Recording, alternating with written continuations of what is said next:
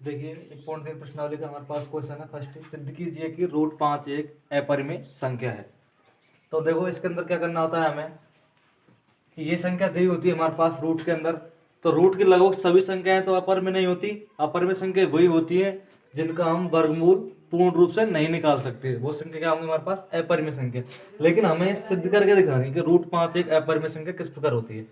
तो देखो हम इसके बिल्कुल विपरीत मान के चलते हैं। माना रूट 5 एक परिमेय संख्या मानते हैं। माना अंडर रूट 5 एक परिमेय संख्या है। कई संख्या मानी हमने, अंडर रूट 5 एक परिमेय संख्या है। इसमें क्या है देखो, जैसे हमने अंडर रूट 5 एक परिमेय संख्या मान ली, तो जहां P और Q दोनों सह अभाज्य पूर्णांक हैं और Q बराबर नहीं है 0। Q बराबर नहीं है 0। इस कंडीशन देखो हमारे अंडर रूट 5 के बराबर हम P और Q दो हमारे पास सहभाज्य पूर्णांक है, तो हमें परिमेय संख्या के रूप में लिख सकते हैं। तो बराबर P अपॉन में Q, बराबर P अपॉन Q, मतलब P बटे Q हो गया। अब देखो इसमें करना क्या होता है, अपॉन एक और इसको आपस में से वज्र गुणा करें, तो अंडर रूट 5 इंटू Q बराबर P। अब देखो दोनों ओर क्या करेंगे, यहाँ पर दोनों ओर क्या करेंगे, वर्ग करेंगे। दोनों ओर वर्ग करने पर, दोनों ओर वर्ग करने पर, क्यों? क्योंकि हमें यहाँ पे देखो ये रूट हटाना है, इस वजह से हम क्या करने पड़ेंगे, दोनों ओर वर्ग करना होगा। तो देखो अंडर रूट 5 Q का स्क्वायर बराबर P का स्क्वायर, तो हम वर्ग करेंगे तो हमारे पास क्या कंडीशन होगी, रूट 5 का जब हम वर्ग करेंगे तो हमारे पास 5 और Q का करेंगे तो हमारे पास Q स्क्वायर बराबर में P स्क्वायर, ये हो जाएगा हमारे पास। अब यहां से देखो हम Q स्क्वायर बराबर P स्क्वायर अपॉन 5। अब यहां से हमें ये निष्कर्ष निकलता है कि, यहां से हमें निष्कर्ष निकलता है कि 5 है जो P स्क्वायर को विभाजित करता है। मतलब जो 5 है हमारे पास, ये 5 P स्क्वायर क्या कर रहा है, विभाजित कर रहा है। तो हम यहाँ कह सकते हैं कि P को भी 5 क्या करेगा, अपने आप में विभाजित करेगा। P को भी क्या करेगा, अपने आप में विभाजित करेगा। तो हम यहाँ पे लिखेंगे अतः 5 P स्क्वायर को विभाजित करता है, अतः P को भी विभाजित करेगा। P को भी विभाजित करेगा।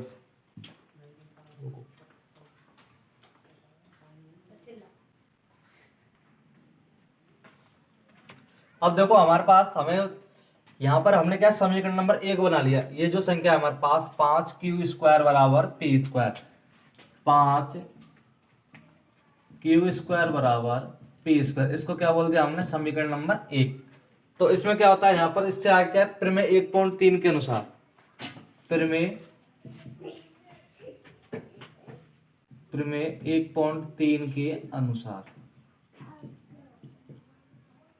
तो क्या होगा, देखो यहाँ पर ये जो पूर्णांक है हमारे पास, हम इसके बराबर कोई अन्य पूर्णांक मानते हैं। और मानना किस प्रकार हमें, वो पूर्णांक जो जिस प्रकार ये संख्या हमें बराबर में दे रखी है ना, उसके संख्या तो बस यही रखनी है। लेकिन हमें क्या है, ये जो हमारे पास अल्फाबेट है ये क्या है, चेंज करना है। जैसे माना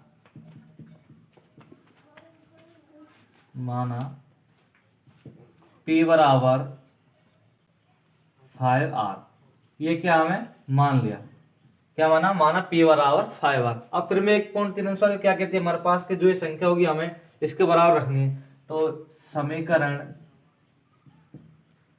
1 में मान रखने पर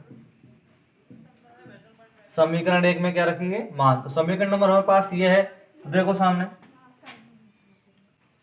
5q² बराबर p की जगह पे क्या रखेंगे अब हम 5r, p की जगह क्या रखेंगे 5r, इसको क्या कर देंगे स्क्वायर। तो अब इसको हल करेंगे हम, 5q² बराबर 5 का वर्ग 25 और r का वर्ग r²। तो देखो इसे 5 एकम 5 और 5 पंजे 25, तो q² बराबर 5r²। ये कंडीशन है हमारे पास। अब देखो यहां से क्या निष्कर्ष निकलता है हमारे पास, अगर हम इसको समीकरण नंबर 2 बोल दें तो q² बटे 5 बराबर में r², ये कंडीशन होती है। तो निष्कर्ष क्या निकला हमारे पास कि जिस प्रकार अगले वाले पहले समीकरण में 5p² को विभाजित कर रहा था, तो उसी प्रकार 5p को विभाजित करेगा। अब दूसरा निष्कर्ष क्या निकल रहा है कि ये जो 5 है, ये जो 5 है, ये 5 q² को विभाजित कर रहा है, तो हम बोल सकते हैं कि q को भी विभाजित करेगा। तो अतः q² को 5 विभाजित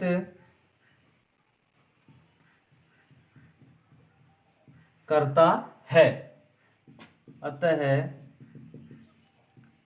q को भी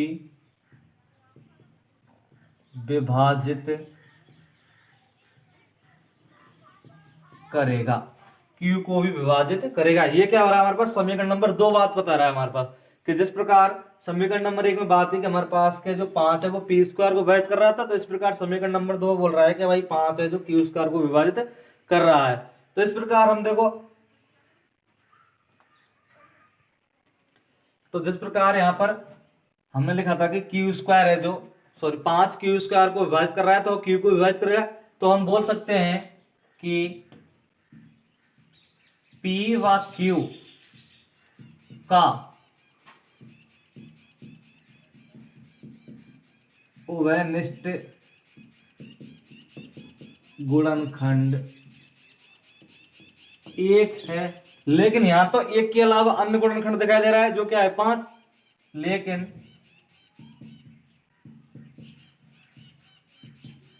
अन्य गुणनखंड 5 है, अन्य गुणनखंड 5 है।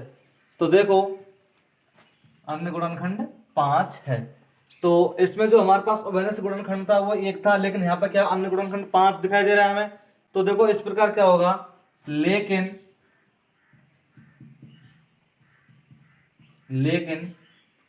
हमारा यह विरोधाभास है और हमारी कल्पना गलत है, क्योंकि √5 एक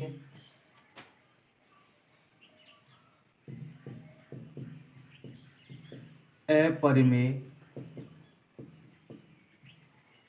संख्या है। √5 की संख्या है हमारे पास, एक अपरिमेय संख्या है। इसका अगला क्वेश्चन है हमारे पास क्वेश्चन नंबर 2। क्वेश्चन नंबर 2 क्या है, सिद्ध कीजिए 3 + 2√5 भी क्या है, एक अपरिमेय संख्या है। तो देखो वही प्रक्रिया हमें भी क्या यहाँ पर मानना है, इसके विपरीत मानना है। यहाँ पे एक ऐसी है अपरिमेय, तो हमें परमेय मान के चलनी है, ठीक है, मतलब कल्पना करनी है हमें। तो माना 3 + 2√5 एक परिमेय संख्या है। कैसी संख्या मान ले हमें,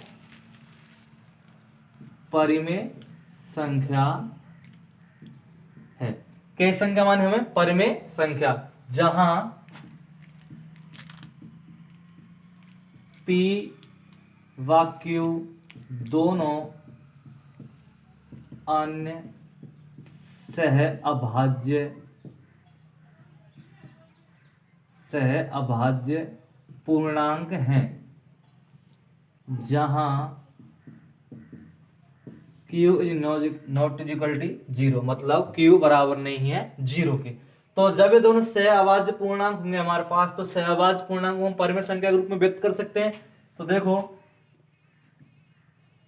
3 + 2√5 बराबर P अपॉन क्यू, बराबर P अपॉन क्यू।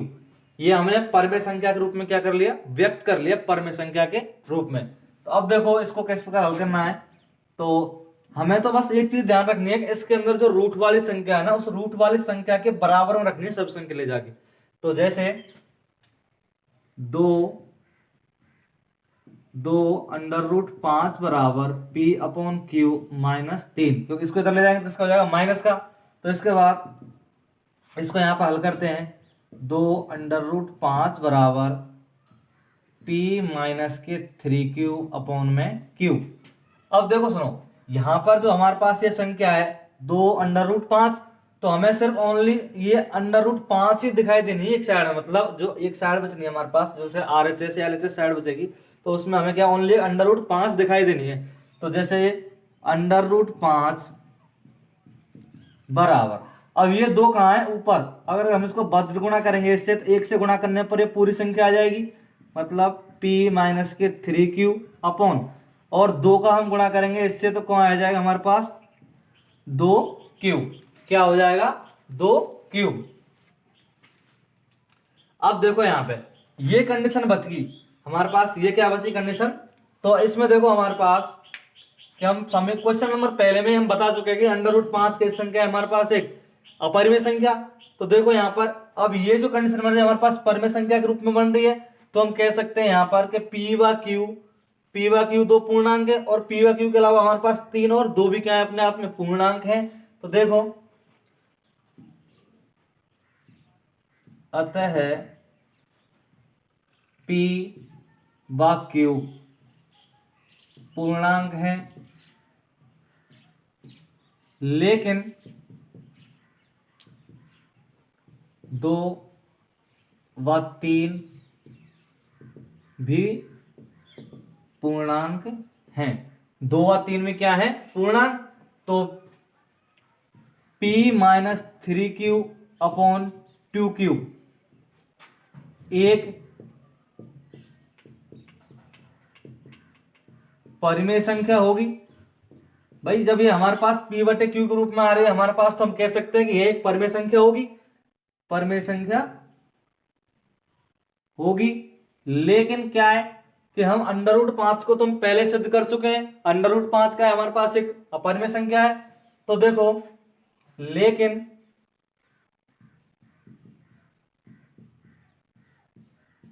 √5 एक अपरिमेय संख्या है। √5 की संख्या हमारे पास एक अपरिमेय संख्या। तो अतः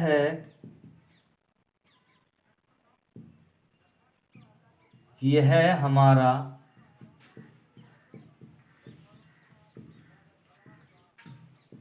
विरोधाभास है, और हमारी कल्पना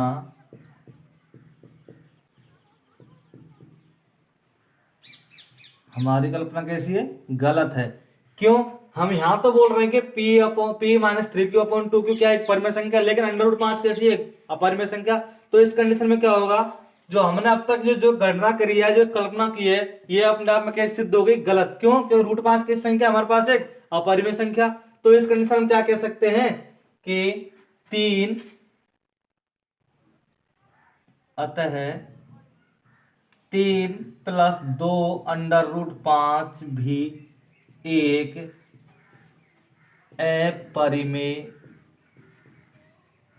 अपरिमेय संख्या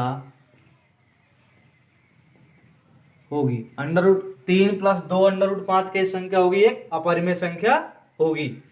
तो एक बार और देखें इस क्वेश्चन को दोबारा, कि सबसे पहले फर्स्ट ऑफ ऑल हमने क्या किया था इसमें कि माना 3 + 2√5 एक परिमेय संख्या मानी, हमने क्या है परिमेय संख्या मान के चलनी है।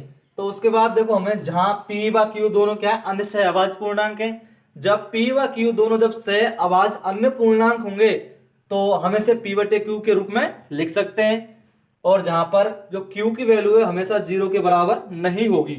तो 3 + 2√5 बराबर P बटे Q। उसके बाद हमने क्या किया, ये जो 3 है इसका क्या किया, हमने पक्षांतरण किया, इधर प्लस की वैल्यू थी तो उधर ले जाएंगे, क्या हो जाएगी माइनस की। उसके बाद देखो 2√5 बराबर, अब यहां पर हमने क्या किया, इन दोनों में से Q लघुत्तम लिया इनका, और P माइनस के Q का गुणा कर दिया 3 से, तो 3Q। उसके बाद देखो हमने क्या किया, यहाँ पर 2√5 बराबर P minus 3Q upon Q, तो इन दोनों को क्या किया, आपस में वज्रगुणा किया। वज्रगुणा करने पर 2√5 बराबर, तो देखो सुनो, ये संख्या है हमारे पास P माइनस के 3Q, इसका अगर हम गुणा करेंगे 1 से तो यूं की तो ही आ जाएगी P माइनस के 3Q। और देखो हमें तो सिर्फ ये रूट वाली संख्या साइड में रखनी है, बस एक रूट वाली संख्या रखनी है हमें साइड में। तो रूट से कितना है 2, और 2 से गुणा करेंगे Q का, तो क्या हो जाएगा हमारे पास 2Q।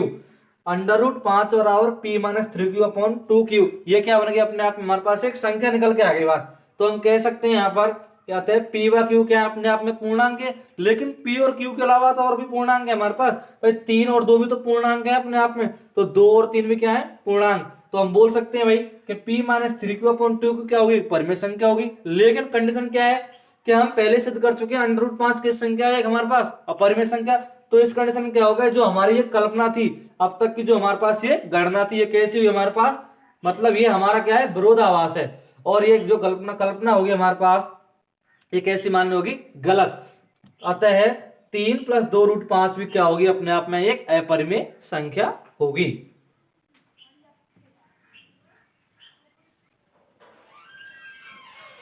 तो इसी क्रम में आगे क्वेश्चन नंबर 3 का पहला क्वेश्चन है, सिद्ध कीजिए कि 1/√2 एक क्या है अपरिमेय संख्या। तो इसको भी देखते हैं हम आगे किस प्रकार हल करना है। तो इसके बाद देखो वही प्रक्रिया करनी है हमें, तो क्या हमें मान के चलना है, माना 1/√2 एक कैसी संख्या होगी, एक परिमेय संख्या है। कैसी संख्या मानी, हमें परिमेय संख्या मान के चलनी है। अब देखो जहां P व Q दोनों अन्य सह अभाज्य, कैसे पूर्णांक होंगे, सह अभाज्य पूर्णांक हैं। कैसे पूर्णांक है, सहअभाज्य पूर्णांक, जहां Q बराबर नहीं है 0 के। तो देखो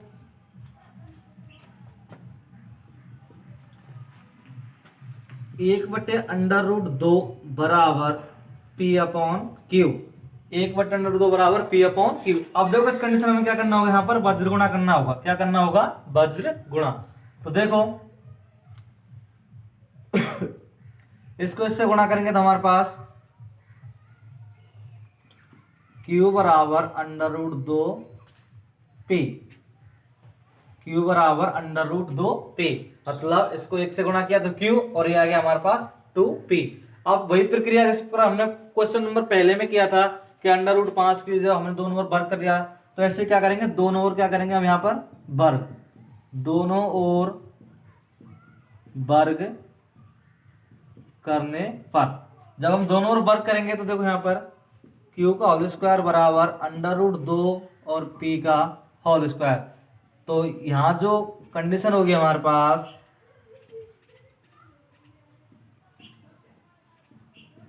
Q² बराबर √2 का वर्ग 2 और P का वर्ग होगा P²। अब इसको हम बोल देंगे समीकरण नंबर 1, मतलब हम बोल सकते हैं यहां पर Q²/2 बराबर में P², Q²/2 बराबर में P², मतलब ये जो 2 है ये Q² को विभाजित करता है, तो अतः P को Q को भी विभाजित करेगा, मतलब 2 Q² को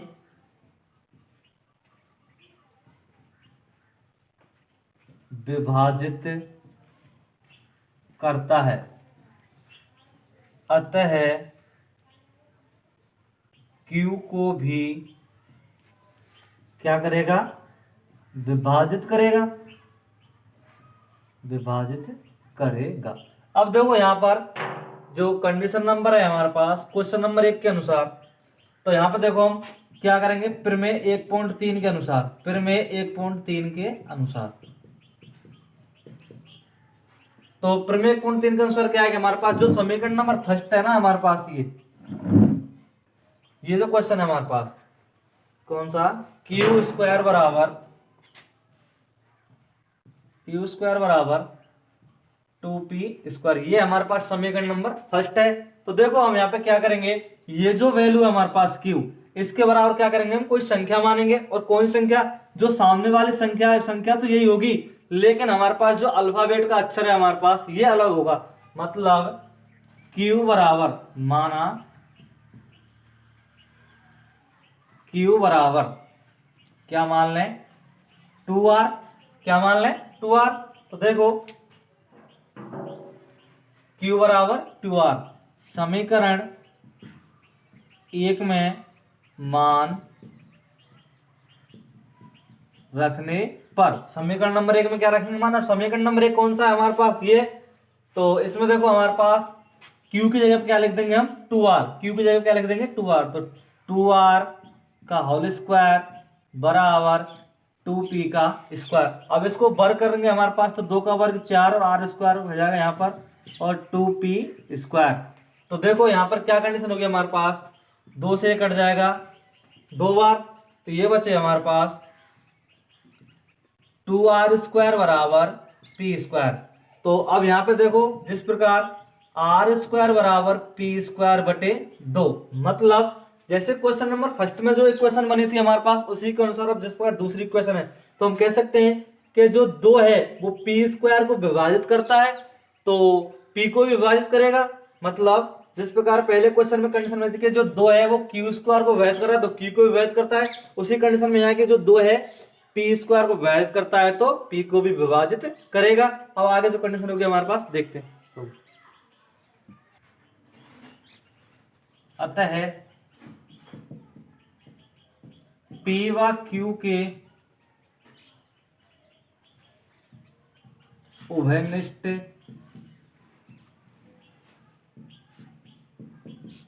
गुणनखंड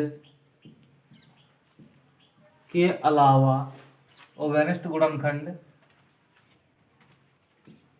1 के अलावा अन्य दूसरा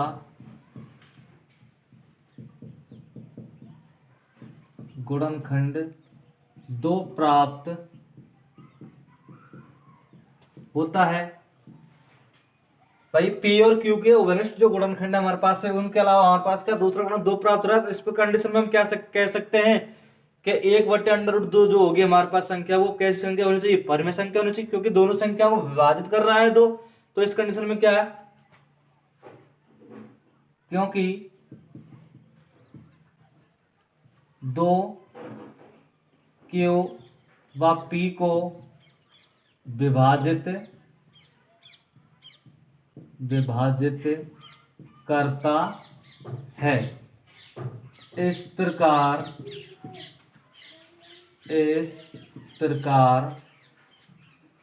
1/√2 एक परिमेय संख्या होगी। लेकिन क्या होगा, इस कंडीशन में क्या होगी, 1/√2 तो हमारे पास एक परिमेय संख्या होनी चाहिए,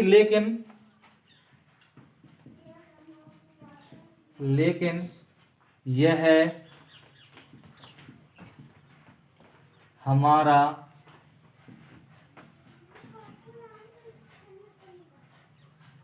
विरोधाभास है, क्योंकि √2 एक अपरिमेय संख्या है। अतः हमारी कल्पना अतः हमारी कल्पना कैसी होगी? गलत होगी। हमारी कल्पना कैसी होगी? गलत। अतः हम कह सकते हैं कि 1/√2 एक अपरिमेय संख्या होगी। √1/√2 कैसी संख्या होगी? एक अपरिमेय संख्या होगी।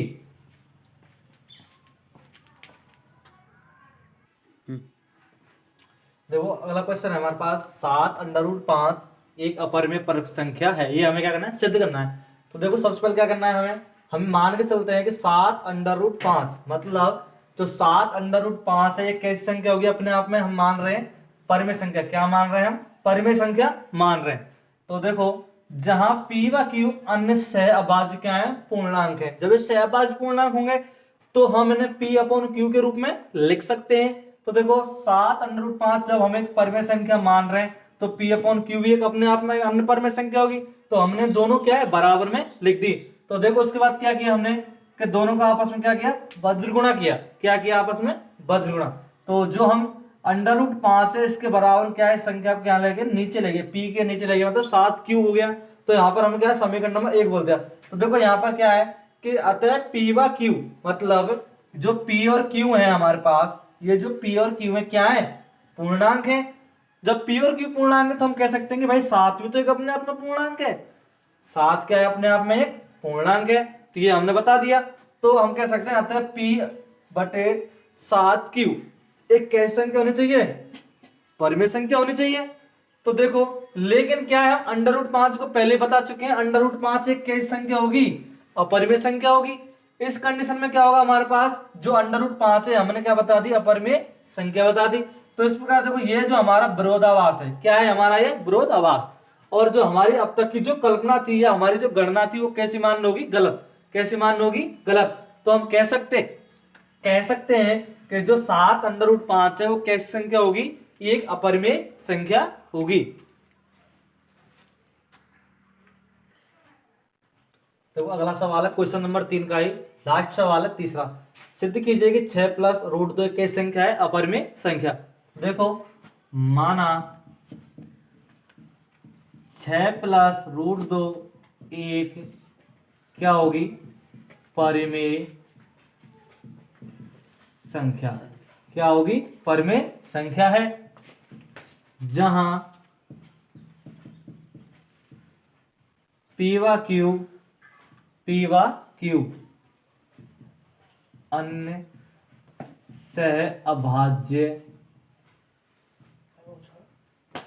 सहअभाज्य क्या है? पूर्णांक है। जहां q बराबर नहीं है 0 के। तो देखो जब ये हमारे पास अन्य सहअभाज्य पूर्णांक है तो हम इन्हें p/q के रूप में लिख सकते हैं। और ये हमने क्या मान रखी है? परिमेय संख्या मान रखी है। तो देखो 6+√2 बराबर p/q। तो इस कंडीशन में क्या होगा? तो देखो √2 बराबर p/q माइनस 6। p/q माइनस 6 मतलब इस जो 6 हमने इसका क्या कर लिया? पक्षांतरण कर लिया। तो क्योंकि हमें तो रूट के बराबर संख्या लानी है, अपरिमेय पर संख्या सिद्ध करने के लिए हमें क्या करना है? रूट के बराबर सिद्ध करके लानी संख्या। तो हमने यहाँ पर √2 तो योग्य तो रख दिया और 6 का क्या कर दिया? पक्षांतरण। तो अब इसको देखो हल करते हैं। √2 बराबर p माइनस के 6q/q मतलब लघुत्तम क्या आया हमारे पास? q। लघुत्तम क्या है? q। और यहाँ पर हमने यहाँ इसके बटे में क्या रखा? 1। अब इसको हल करते हैं तो हमारे पास क्या आएगा? p माइनस के 6q/q। तो ये कंडीशन होगी हमारे पास। अब इस कंडीशन में क्या होगा हमारे पास? अतः